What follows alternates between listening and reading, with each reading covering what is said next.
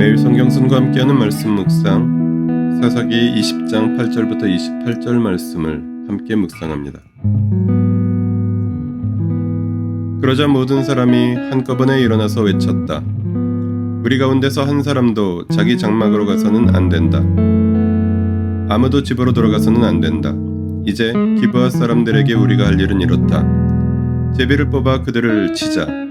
이스라엘의 모든 지파에서 100명마다 10명을, 1000명마다 100명을, 10,000명마다 1000명을 뽑아서 그들에게 군인들이 먹을 양식을 마련하게 하고, 군인들은 베냐민 땅에 있는 기브아로 가서 기브아 사람이 이스라엘 안에서 저지른 이 모든 수치스러운 일을 벌하게 하자. 그리하여 모든 이스라엘 사람이 하나같이 뭉쳐서 그 성읍을 치려고 모였다. 이스라엘의 지파들이 베냐민 온 지파에게 사람을 보내어 이렇게 말을 전하였다. 당신들 가운데서 이런 악한 일이 일어나다니 어찌 된 일이요? 그러니 당신들은 이제 기브아에 있는 그 불량배들을 우리 손에 넘겨서 우리가 그들을 죽여 이스라엘에서 이런 악한 일을 없애게 하시오. 그러나 베냐민 자손은 그들의 친족인 이스라엘 자손의 말을 들으려 하지 않았다. 오히려 베냐민 자손은 이스라엘 자손과 싸우러 나가려고 모든 성읍에서 기브아로 모여들었다. 그날에 모여든 베냐민 자손은 기브아의 주민들 가운데서 뽑은 700명 외에도 각 성읍에서 나온 칼을 쓸 줄 아는 사람 26,000명이 합세하였다. 이 모든 사람 가운데서 뽑힌 700명 왼손잡이들은 무림매로 돌을 던져 머리카락도 빗나가지 않고 마치는 사람들이었다. 이스라엘 사람들에게는 베냐민 자손을 제외하고도 칼을 쓸 줄 아는 사람이 40만 명이나 있었는데 그들은 모두 잘 싸우는 용사였다. 이스라엘 자손이 일어나 베델로 올라가서 하나님께 여쭈었다.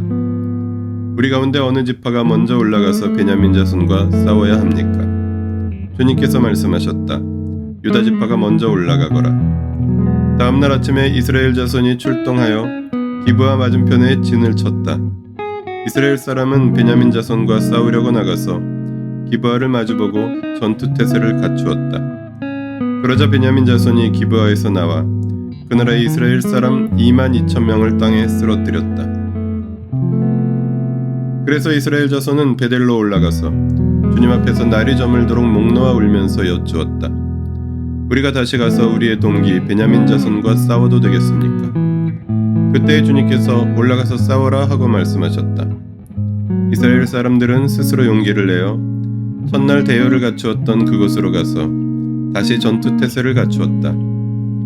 그 이튿날에 이스라엘 자손이 베냐민 자손을 치려고 가까이 나아갔다. 베냐민 자손은 이튿날에도 그들을 대항하려고 기브아에서 나와서 이스라엘 자손 18,000명을 땅에 쓰러뜨렸는데 죽은 이들은 모두 칼을 쓸 줄 아는 사람들이었다.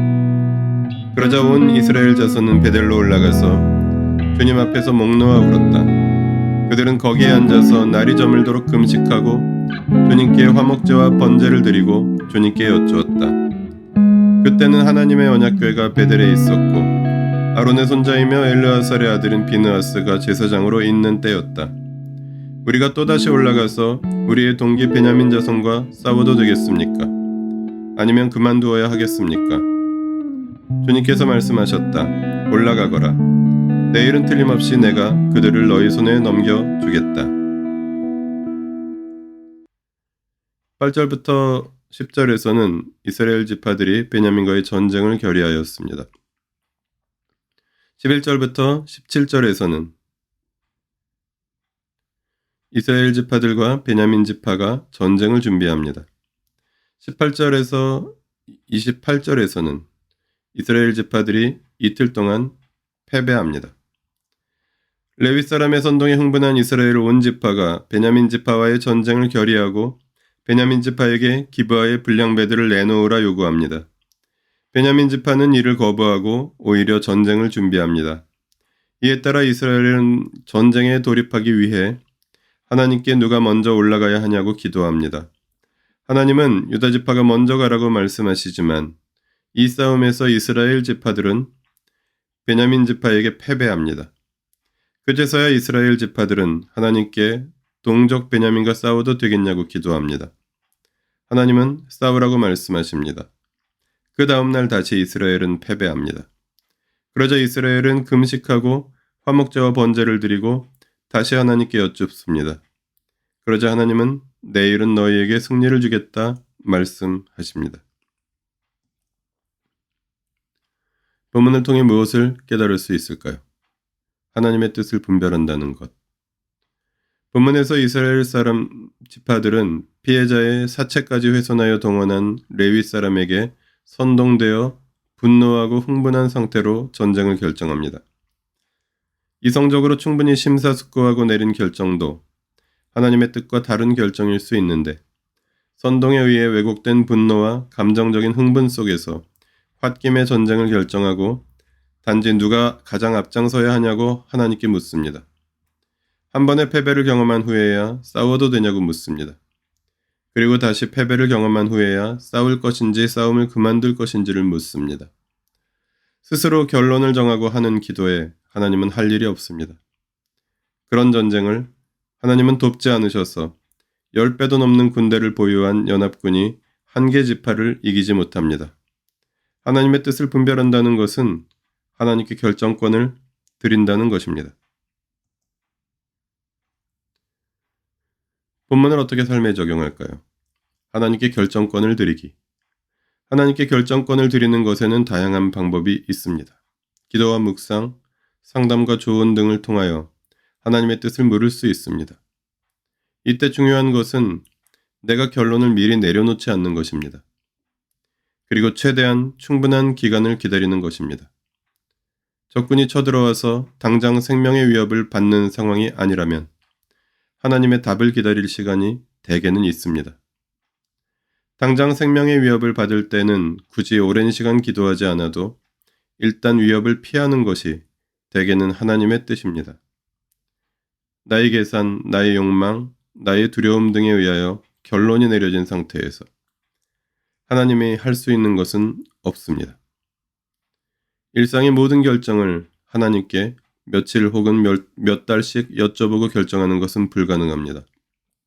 그래서 평소 묵상과 기도의 습관이 중요합니다.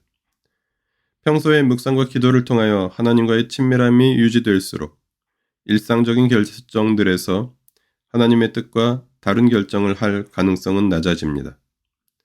그런 사람이 때로는 중요한 결정을 해야 할 때, 나의 결정을 유보하고 하나님의 뜻을 구하고 겸손히 기다릴 때 하나님은 말씀하십니다.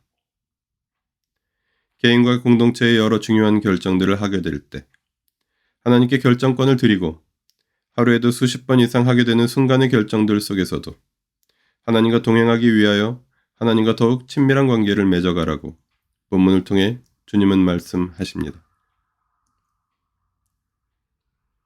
기도하시겠습니다. 제가 결정하고 하나님의 뜻이라 말하게 하지 않게 하시고 제가 결정하고 하나님을 들러리로 세우지 않게 하시고 하나님의 뜻을 겸손히 구하며 충분히 기다리고 지혜롭게 분별하며 용기 있게 순종하게 하여 주십시오. 나의 계산이나 욕망이나 두려움이 아니라 주님의 저의 결정과 행동의 이유가 되게 하여 주십시오. 우리 주 예수 그리스도의 이름으로 기도합니다. 아멘.